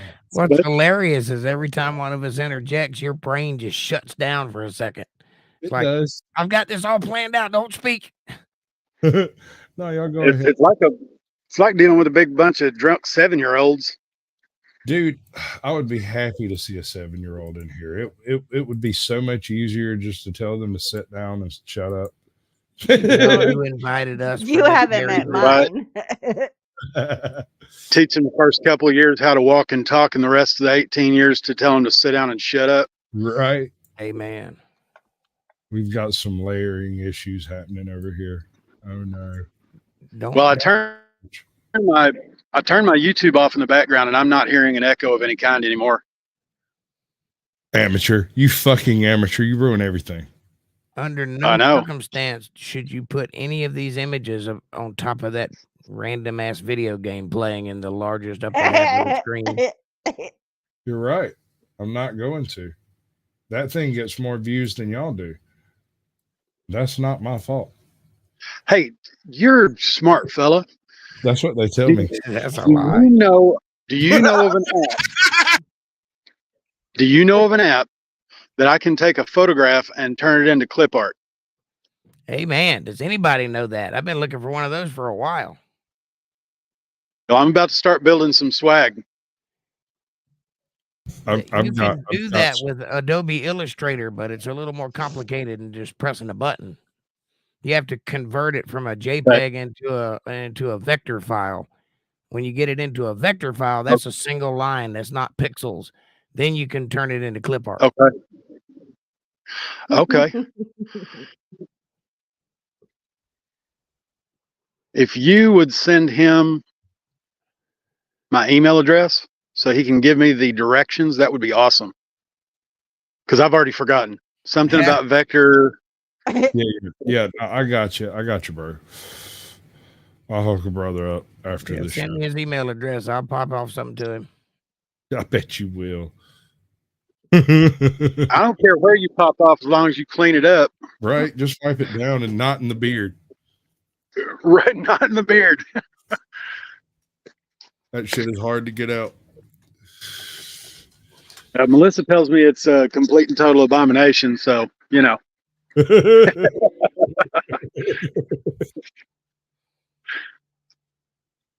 I'm curious what she's saying down in the chat. Who? Melissa Stedman. Oh, she left. Oh, did she leave? Yeah. Yeah, you set her off and she ran away. We have a new participation trophy here, Mr. Poop. Yes, because poop is funny, apparently. It's a humorous thing. Wow. I hit the wrong button. Yeah, that happens sometimes, bro. Welcome to my flavor of brain injury. Right? Mine's special. All right, so these are weird laws from history. And this dude, this old dude here with the bow tie and the very effectual manner of speaking is going to tell us about it. How do you feel about that? Cool.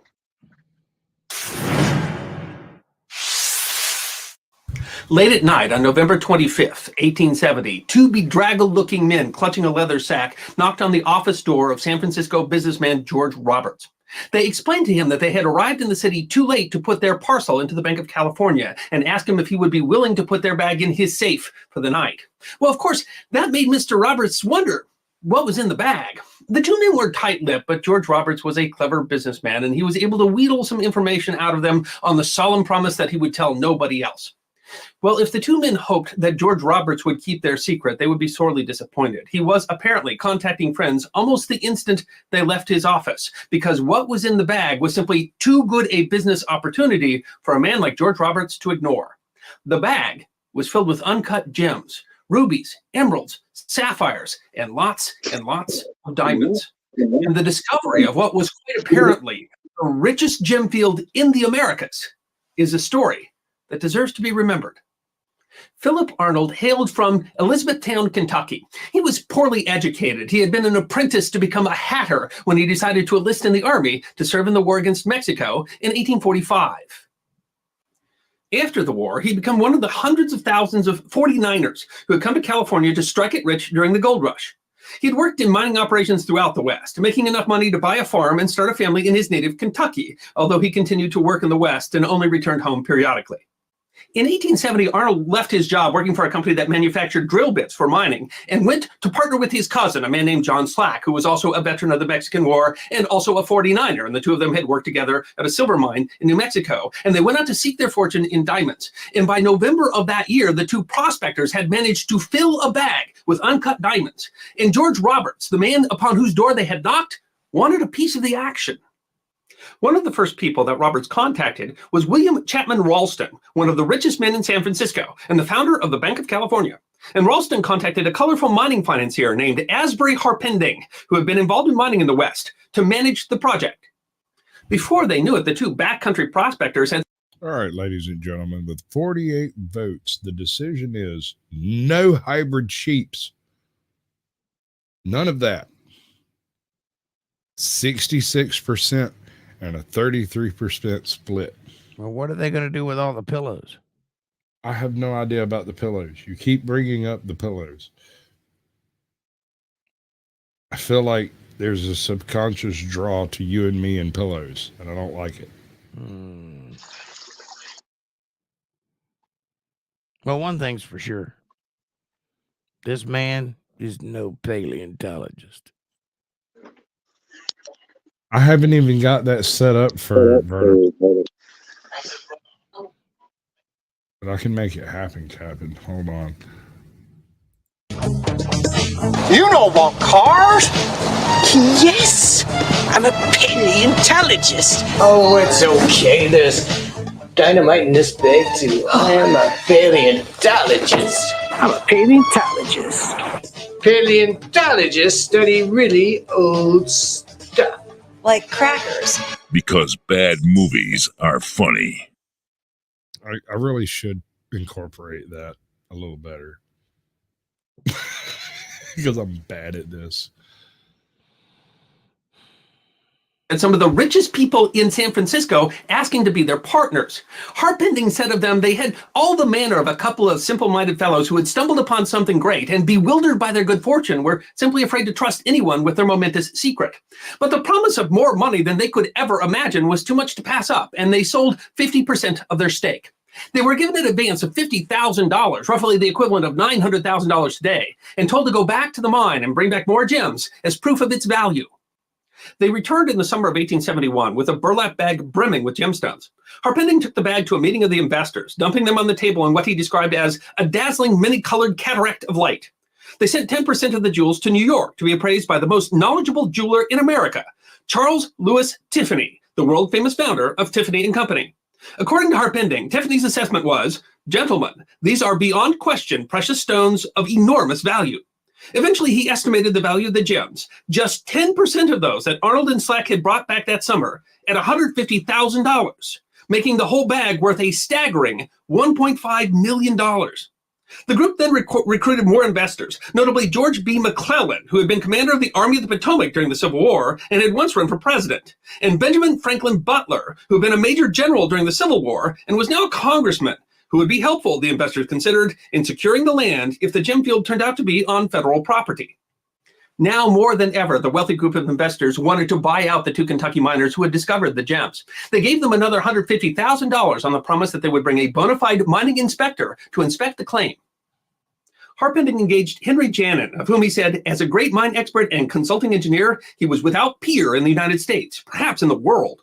In June of 1872, Janin and Harpending traveled with Arnold and Slack by train from St. Louis to the tiny town of Rawlins, Wyoming. There they had a grueling 4-day trek to the site. What they found there amazed them. They found a high mountain mesa where diamonds could literally be discovered merely by kicking the dirt. Oh, yeah. Taking the dirt and... Well, that's got to be worth at least $57. 100 million, maybe. Oh, wow. Could you imagine it? You got this big bad plan. You're going to go west to start digging up gold and become rich, and you keep finding these damn rocks.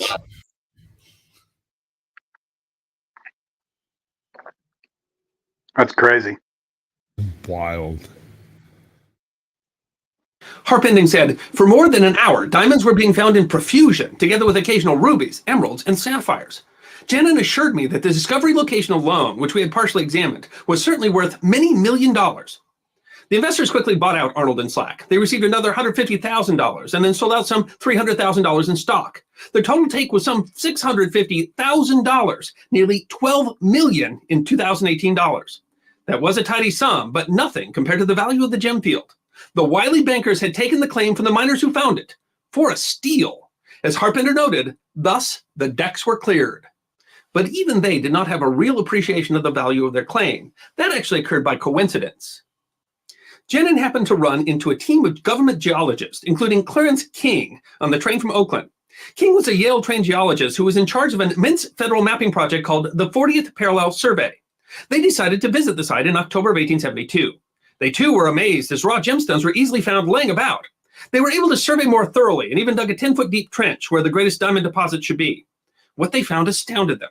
They rushed back to San Francisco to tell the new owners of their discovery. On November 11th, 1872, they told the startled investors the amazing news they had about their famous gem claim. It was utterly worthless. The gems had been scattered about, salted in order to fool investors. Some of the wealthiest men in America had been taken to the cleaners by a couple of backcountry rubes. Philip Arnold might not have had a lot of education, but he was no dummy. He hadn't stumbled upon George Roberts' business by mistake. Yes. Mr. Country Boy Archaeology.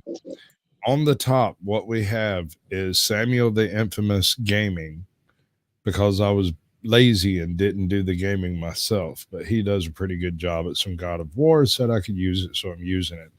In the middle, we have the history guy who's talking to us about some supposedly weird laws that were broken, weird crimes that were perpetrated. I'm thinking this dude's got a bunch of glass out there and that the guy in New York was in on it. And this is something of a long con, right? Love it. He knew exactly who George Roberts was and exactly to whom he was connected. And he knew the best way to get George Roberts to sink the hook on their con was to get him to solemnly promise not to tell anybody else. They'd gotten the diamonds to bait the con from Arnold's former employer. He worked for a company that made drill bits, diamond drill bits. Diamond drills used chips of low-quality industrial-grade diamonds, and he had stolen the raw diamonds from there. He and his cousin had then added raw gems, opals, emeralds, rubies, and sapphires they had bought from Native Americans when they had been miners in New Mexico. When they got that first $50,000 advance, they hadn't gone back to the mine to mine diamonds. They'd hopped a ship for London and under assumed names bought thousands of low-quality uncut diamonds on the market for just $20,000. And then Charles Tiffany valued just a tenth of those at being worth over $150,000. They used some of their next advance to purchase more stones to sell about a half acre of ground in far northeastern Colorado, near a low mountain still called Diamond Peak. And those had fooled their investors. But how did they do it? How had they fooled a respected mining engineer and the most knowledgeable jeweler on the continent? It turns out Charles Tiffany and his lapidary actually had almost no experience with uncut stones. The stones were almost exclusively cut in Europe and had appraised them as if they were far higher quality than they really were. And Henry Janin, assured by Tiffany's valuation, didn't even consider fraud. In addition, the mine engineer had been promised an option to buy 1,000 shares of company stock, shares that would have been worthless had the find been fake. The thought does not seem to have even crossed his mind. All the experts' confidence reinforced each other. Philip Arnold moved back to Kentucky, where he bought 500 acres of land that he put in his wife's name. The two were indicted for fraud by a grand jury, but the investors were too embarrassed to pursue criminal charges. Arnold denied that he had salted the claim, but he did end up settling with one of the investors for $150,000. But that means he still came out far ahead on the deal. He died of pneumonia in 1878. John Slack seemed to disappear, but a 1967 book on the Great Diamond Hoax asserted that he became an undertaker and died in New Mexico in 1896. Well, that's unproven, but if it's true, it raises an interesting question, because the man who died in 1896 only left his family about $1,000, and that means what happened to the rest of the money that he made in the Great Diamond Scam? Right. No, Belt Loop has a really good observation here. If you came across a claim that was worth hundreds of millions of dollars, and in the course of just a few weeks, you could mine $1 million out of it, why would you sell it? How much would be worth perpetual wealth? I got some oceanfront property in Arizona. Right? It just doesn't seem like something that anyone would do. Now do it. All right, Janica. It's good to see you. Appreciate you coming by. Hi, Danica. I love your name. Yeah, she's an alien. And why this could happen so easily, you do have to understand the period. These investors had made millions of dollars on the California gold rush. They had great faith that the mineral values of the Western United States could bring untold wealth. They had seen it happen. It was all too easy to believe. Far too easy, it seems, because emeralds, sapphires, and rubies had nowhere else in the world been found alongside diamonds. According to Harpender, that fact ought to have made a goat do some responsible thinking. Of course, the hero of the story is Clarence King, the Yale-trained government geologist. He became famous for his role uncovering the Great Diamond Hoax and was one of the great geologists in American history. His survey mapped an extensive part of the West between the Rocky Mountains and the Sierras. He authored several famous books, and 3 mountains are named after him. In 1879, when Congress consolidated all the national surveys and created the United States Geological Survey, he was named as its first director. He died of tuberculosis in 1901 at the age of 59. It's hard to figure out what lesson to take from the Great Diamond Hoax of 1872. There is some delicious irony in 2 Kentucky rubes fooling some of the most prominent men of the day, but crime pays is never a good lesson to take.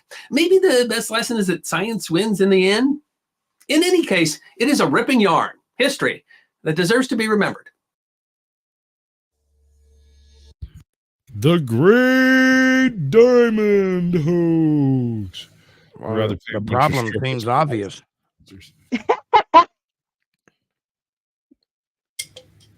Oh, Bellu. Oh, my goodness. Right? Bunch of hookers and some cocaine.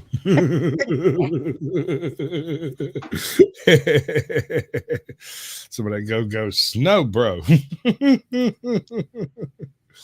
What's the problem, dude?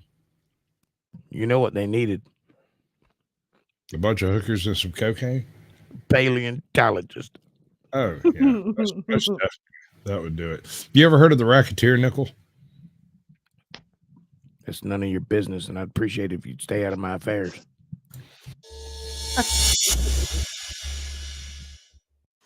The nickel. Since 1938, the front has borne an image of Thomas Jefferson, third president of the United States. The reverse usually shows a picture of his home, Monticello, although there were special editions minted in 2004 and Good night, 2005 Diamond to Jim. commemorate Thank you the for coming 200th by. anniversary of the Louisiana Purchase and the Lewis and Clark expedition. In a world where we barely use change anymore at all, nickels don't seem to gain a lot of attention, but that wasn't always the case. In 1883, a new nickel design was minted that gave the United States Mint great consternation and led to fraud all over the country. And one of the most famous fraudsters of the 1883 racketeer nickel was said to be both deaf and mute, which essentially helped him to perpetrate his fraud. It is history that deserves to be remembered.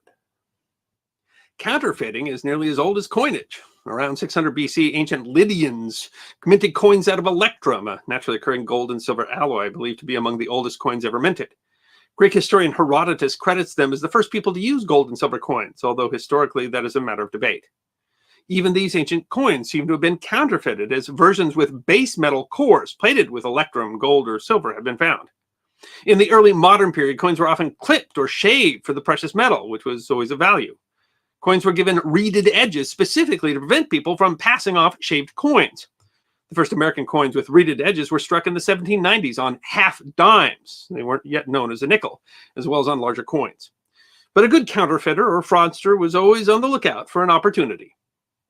From the 1790s, American coins were minted in a variety of denominations, including the half-cent, 2-cent, and 3-cent pieces, up to the gold $2.50 quarter eagle, the $5 half eagle, and the $10 eagle coins. Most of these coins were made of varying amounts of precious metal, usually gold or silver, with lower denominations made of copper. Half dimes, valued at 5 cents, were originally silver, which changed in the 1860s thanks to lobbying efforts by Joseph Wharton, who had a near monopoly on nickel production in the United States. He successfully lobbied for the 3-cent piece and the 5-cent piece to be made with copper nickel, leading to the James Longacre designed shield nickels. Shield nickels were only legal tender up to $1 initially, and that, combined with a widely criticized design, led to numerous suggestions for change. So at this point, this is where I asked the peanut gallery over here, what do you reckon a racketeer nickel does? Well, apparently it gives them consternation. They need some Pepto-Bismol. Right. What? I can't take you anywhere, dude. I mean, the last time we were in public together, you embarrassed me. And this is me we're talking about. I know. I was just about to say that. What? Caucasian embarrassed? No. Gracious. Those people knew me. Well, you know. I do. The American Journal of Numismatics even described the shield nickel as the ugliest of all known coins. The shield nickel is also what would eventually lead to the term nickel to describe a 5-cent piece.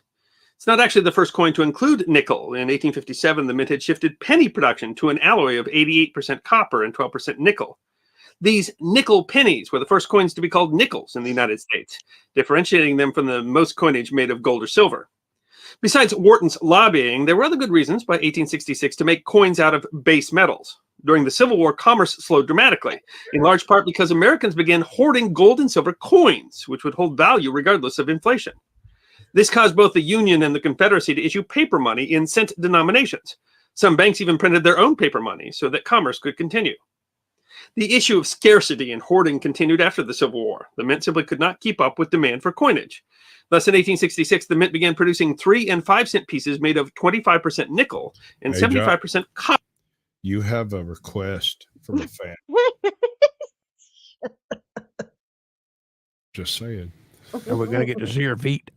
Well, if he donates to her channel, I don't see why not. It's just a foots.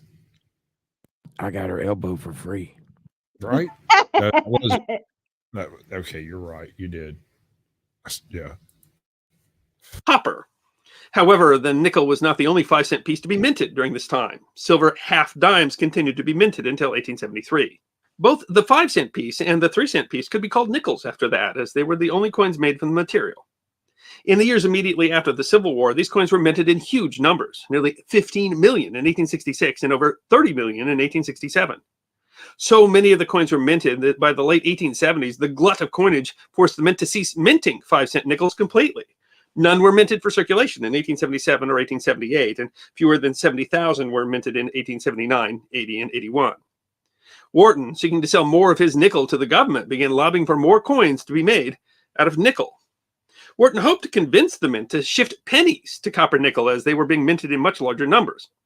By 1881, his consistent lobbying led Mint Superintendent Archibald Loudon Snowden to order new designs for the 1, 3, and 5-cent pieces. Hold up. Do you hear that name? Warden? His consistent lobbying led Mint Superintendent Archibald Loudon Snowden to order... Archibald Loudon Snowden. That is a hell of a moniker, bro. Can you imagine being in middle school with that thing? $100 says he went by Archie. Yeah, you're probably right. New designs for the 1, 3, and 5-cent pieces from the Mint's engraver, Charles Barber. Barber was given very specific instructions on his designs. The obverse, the head side, was to have a classic Liberty head, while the reverse was to feature a wreath around a Roman numeral denoting the value V for the 5-cent piece. The nickel was also to be slightly larger than the shield nickel. The smaller denomination coins were meant to be identical except for size and the Roman numerals on the reverse. But early in the design process, development of the penny and the 3-cent piece were abandoned, and only a new nickel design was produced. A large number of pattern coins, coins that were not released but used to evaluate the design, which was modified slightly before being approved and sent to the Treasury Secretary. The initial design was actually rejected as the words United States of America appeared on the head side of the coin, and coinage statutes actually required it to be on the reverse. While other issues had been considered, one thing the coin did not have when it was approved was the word cents. The mint could be excused for a mitigant. Early silver and copper nickel designs in 3-cent pieces didn't say cents and had circulated for years without complaint.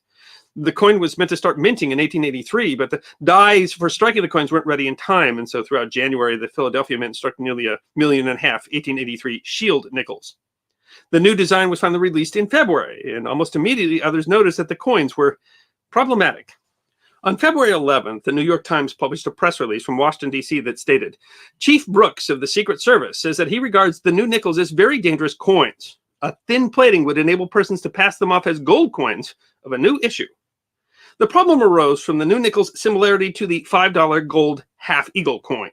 Both bore a Liberty head design on the front and were nearly the same size, 21.21 millimeters for the nickel and 21.6 millimeters for the half-eagle. The reverse of the half-eagle was an eagle behind a shield, but a gold-plated nickel was nearly the same weight and size, and if only glanced at, could easily be passed off at 100 times its value. And there were enough clever people to take advantage. The most famous story of fraud using gold-plated nickels is that of Josh Tatum, a deaf mute purportedly from Boston. Depending on the source, Tatum was said to have collected a good number of the new nickels before enlisting someone, usually a pawn shop owner who may have been an amateur jeweler, to plate the change. The Palladium Item newspaper of Richmond, Indiana relates that carrying the 1,000 plated nickels in a small black bag and looking respectable with a mustache and balding head, he would enter a tobacco store, place the coin on the counter, and point to a 5-cent cigar. The clerk would grab the cigar and hand it and $4.95 in change back. Tatum would then move on to the next store. He eventually had more plated, making his way from Boston. That is fucking genius, dude. You know, if you had 10 3-cent pieces, you'd only have 30 cents. Right. That's why we don't have 3-cent pieces. It's stupid. Noted. Walk in with a nickel and walk out with $4.50. It's changed. You know, in the ancient days, they used to they'd make coins, they'd mint them out of gold or silver or something like that. But people would bite a little tiny piece off the edge. So it'd still be a whole coin, but it's a little flat spot. But if you did that enough times, you could make more coins out of the little nibs that they'd bite off the edge. First counterfeiting ever. Right. To New York and hitting every shop that sold a cigar. My son claims he was able to make $15,000 on the scheme before someone caught up to him, and he was arrested. But there was an issue. When he was taken to court by the store owners he had cheated, they couldn't convict him. When each witness who had been cheated out of $4.95 was asked if Tatum had ever asked for change, each witness had to say no. The man was mute. By asking for only a 5-cent cigar, Tatum could claim that he never misrepresented the coin. It was the seller's mistake giving him change. A coin collector explained to the Fort Worth Star-Telegram, the shop owners were simply out of luck. That is absolutely diabolical. That is fucking brilliant, bro. Wow. Yeah, blame it on the shop owner. Right? Right. But he's deaf and mute. He couldn't even tell him that he'd made a mistake, so he just took the money. How is it physically impossible to print trillions of dollars, Stephen Tracy? If you got enough paper, you can print enough dollars. They don't mean they're worth anything. It also takes time. It's another factor there. And then by the time you print out the trillions of dollars, how many of the original dollars that were printed are no longer useful? They have to be destroyed. So you have to replace some of the original, you know what I'm saying? Well, the truth is that dollars are magic Babylonian squares in the first place. We went off the gold standard back in Nixon's time. Money is propped up by oil now, not gold. There is no gold in Fort Knox. Right. Makes me wonder what is over there. Luck thanks to carelessness. It's been claimed that this act is the source of the phrase, just joshing you, to mean usually a harmless joke or prank. That's where that came The from. report of gold-plated Liberty nickels appeared only 12 days after the coins were first issued. The new 5-cent coins are so perfectly gold-washed as to deceive any ignorant persons and pass readily among them for new $5 gold pieces, reported another press release. The Baltimore Sun reported on the February 19th that a gold-plated 5-cent piece of the new issue has reached the Sun office, and its resemblance to a $5 gold piece is quite enough to deceive. 4 days later, the Charlotte Observer in North Carolina reported that the merchants who had seen the nickel give the authorities credit for their wisdom in stopping the coinage of the dangerous piece. But others were less understanding. The Intelligencer Journal of Lancaster, Pennsylvania printed, "Someone about the Philadelphia Mint has a mania for putting new faces on coins. And unfortunately, good judgment and good taste seldom attend the performance." Only 2 weeks after their introduction, there was already talk at the Mint and the Treasury Department about withdrawing the new coins from circulation. Treasury Secretary Charles Folger seems to have believed that unnecessary, but reports continued to proliferate that the coin was being used for fraud. Yeah, about Luke. Secret Service agent Henry Finnegas arrested a man for trying to pass off a gold nickel across the country in San Francisco. Finnegas also reported that several persons engaged in the gold and silver plating business in this city have called upon me to ascertain if they could gild the new 5-cent nickel without my interfering with them. Archibald Loudon Snowden, chief executive of the Mint, fought the changes well, arguing that no one had plated the 3-cent piece and passed it off for the quarter eagle. But it hardly mattered. By March, the decision had been made to alter the design to include cents on the reverse. Though the York Dispatch of York, Pennsylvania reported that minting of the no-cents nickel continued, with nearly $5,000 being minted in Philadelphia every day. Papers across the country reported, however, that the no-cents coins would be collected by the Mint to be destroyed. The new design finally began minting on June 26, but only after 5,479,519 no-cents coins had been minted. Because of the reports that the coin would be recalled, many of those 5 million were hoarded by collectors who believed the coin would be valuable. Ironically, because so many of them were saved, high-quality no-cents nickels are relatively common, while high-quality cents nickels are considerably more rare. It might disappoint you to find out that the famous story of Josh Tatum is likely nothing more than legend. The coin was certainly plated and likely used in schemes similar to the one attributed to Tatum, but he doesn't appear as any of the men arrested across the country for the scheme. More importantly, his story doesn't appear in any contemporary newspaper account. The story seems to have proliferated in 1965, when it appeared in multiple papers on articles about coin shows. But possibly the earliest version appears in the Southwest Times of Pulaski, Virginia on December 14th, 1958, told by a Miss Willie Long. It isn't clear where she heard the story. Even more disappointing, the story is definitely not the origin of the phrase, just joshing you.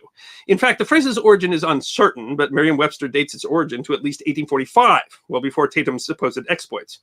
The phrase has also been suggested to come from humorist Josh Billings, the pen name of Henry Wheeler Shaw, whose career began in 1858.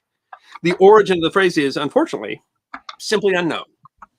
While the story of Josh Tatum might be purely legend, the fraud surrounding the controversial no-sense nickel was very real. And since... All right. That's pretty cool.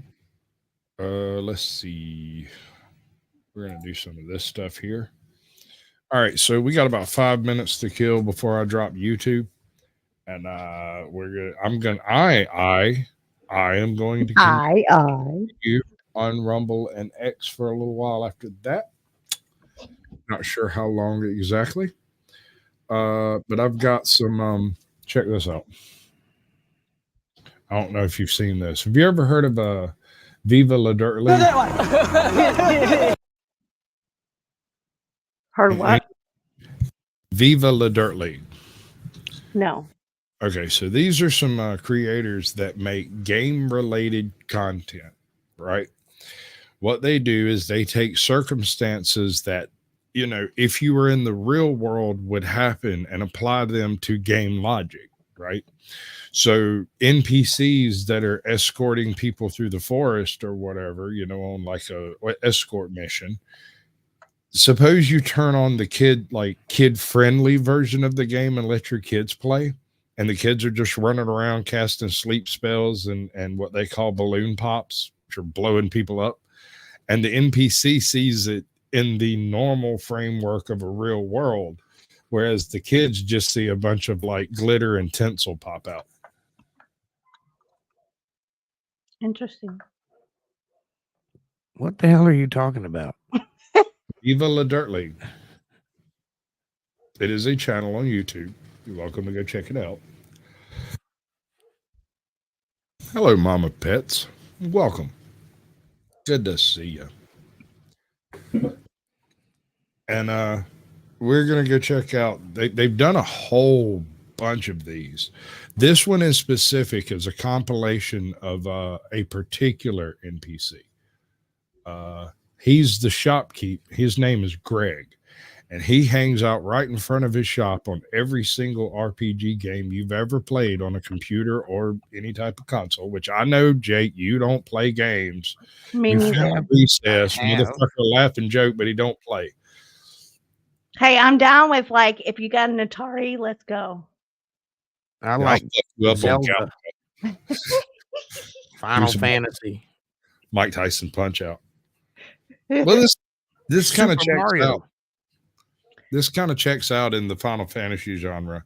You remember that shop you go to and there's that dude standing. All right. I understand. Yeah. It's just it's the funny. Shop guy.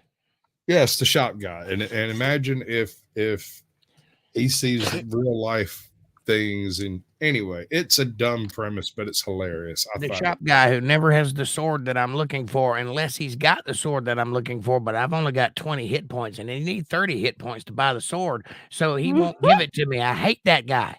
I hate that guy too. You know what bothers me most though? Is when you go to the shop right before you go into the big, deep, dark cave that nobody's ever returned from. And when you come out of the cave on the other side, he's just standing there selling better shit. Yeah. It's the like that you needed while you were in the cave. Right? That goddamn candle of ever burning would have been really fucking handy in that dark asshole. Damn it. Damn it. How do you go about transferring from one platform to another? I still haven't solidified this.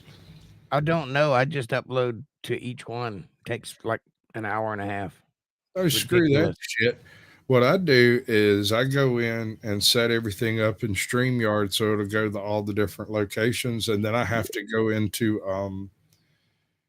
Rumble and set that one up, and then go back into StreamYard and connect it to that live stream that I just created on Rumble. It works. It's a little bit of a pain in the ass, but it takes like 10 minutes. Yeah, I don't use StreamYards, so I've got to figure out another way to do that.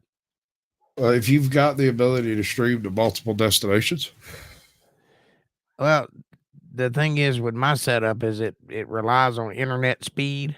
So I can probably get it out to 2, but every time I add one to it, my quality goes down. Right. It affects your bandwidth directly. I wish there was a way that I could send out one show to one website and they would propagate it to everybody else. Now, I know there's a way you can do it with RSS, but I hadn't quite figured that out yet. Right. Great, dude. I'll tell you what you do. You're gonna talk out YouTube, and then I'm gonna play something resembling a exit strategy. Okay. So, do your thing. Hey, thanks for joining Caucasian Sasquatch and whatever the name of this show is. I'm pretty sure it's not Blast Radius. Anyway, I'm Jake Johnson, and I've had a great time tonight getting to know you guys, and I appreciate you having me. We'll see you next time right here on YouTube. Follow Untethered Live on YouTube, and follow Caucasian Sasquatch, and follow AJOT, and everybody in chat follow everybody else, and that way we'll all be happy. Excellent. 3, 2, 1. And here we go. On my own, here we go. If you're looking for the guilty, you need only look into a mirror. The communists declared that the real differences among our people constituted the weakest and most vulnerable point in our social fabric. It's MAGA country. This is no hoax, ladies and gentlemen. I urge you to run for your lives while you can. We're not making this up just so we can take over the world. The old dinosaur media isn't dying, it's dead. We are the new media. This is our world now. Lay down and die. Peace was never an option. So if we don't step up and win this culture war, then who the fuck will? Let's wake the fuck up! We're gonna get naked. No. I'm locked in here with you. You're locked in here with me. That's what you've been waiting for. Be the one we need. Do not come. I'm gonna come. Global